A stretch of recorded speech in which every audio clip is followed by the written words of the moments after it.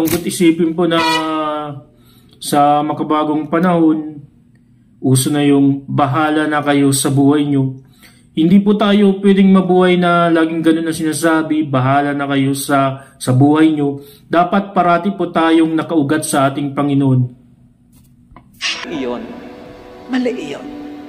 Sapagkat tandaan natin, ang pagtatalik ay niloob ng Diyos. Ito ay banal. In fact, bago magkasala ang tao, sinabi ng Diyos kay Eva at kay Adan, humayo kayo at magpakarami.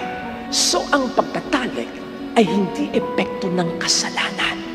Bago pa man magkasala ang tao, niloob na ng Diyos ang pagtatalik at ang pag-iisa ng mga mag-asawang yan. Napaganda po ng sabi ni Father Fidel na niloob ng Diyos yung pagtatalik ng mag-asawa kung ito ay kasal po sa simbahan.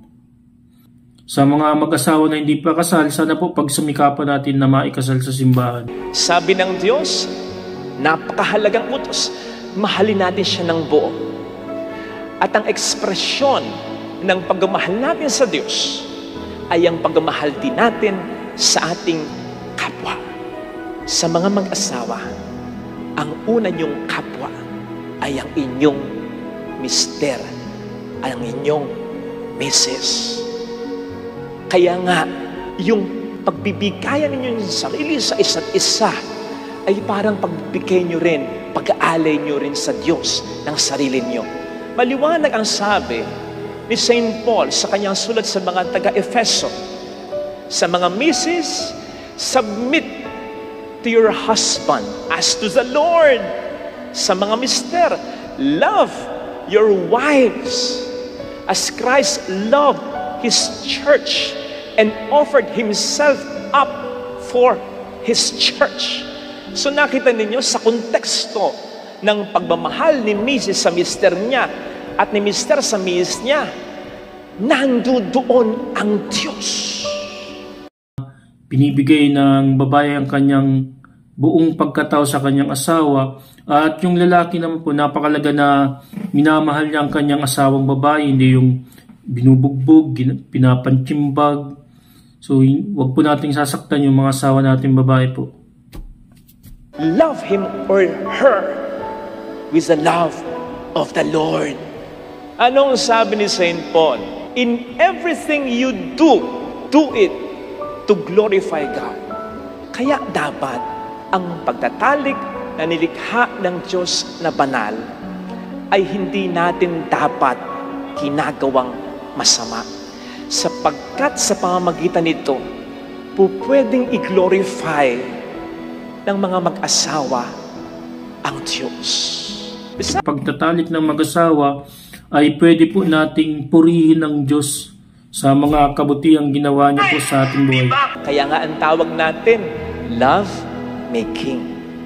And when there is love, there is God. Because God is love. Ay.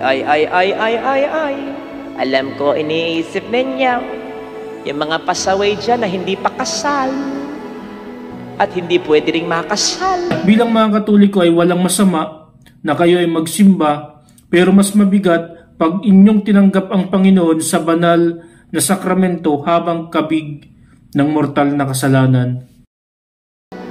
Yun naman pala, where there is love, there is God. Love ko naman siya, Father, So, pwede na. Kahit hindi kami kasal, dalawa. Sagot ko, in your 3 hands. Again, paulit-ulit in the context of marriage. At habang tayo po ay hindi kasal, ang bawat magkasintahan ay inaanyayahan ng simbahan na maging malinis, chaste, call to chastity, at umiwas sa mga bagay na mahalay gaya ng sex at masturbation, both solitary or with partner.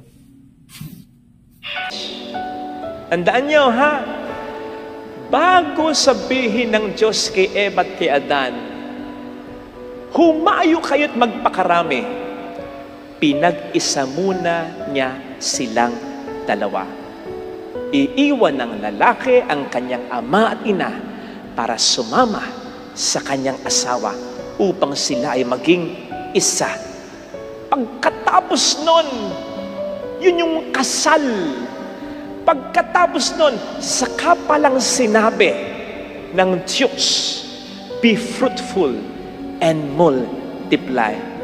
Ibig sabihin, guys, ang pagtatalik na kalugod-lugod sa Diyos, ang pagtatalik na banal, ang pagtatalik na nakapagbibigay ng pagpapala mula sa Diyos at nakabubuti sa tao, ay sa konteksto lamang ng kasal.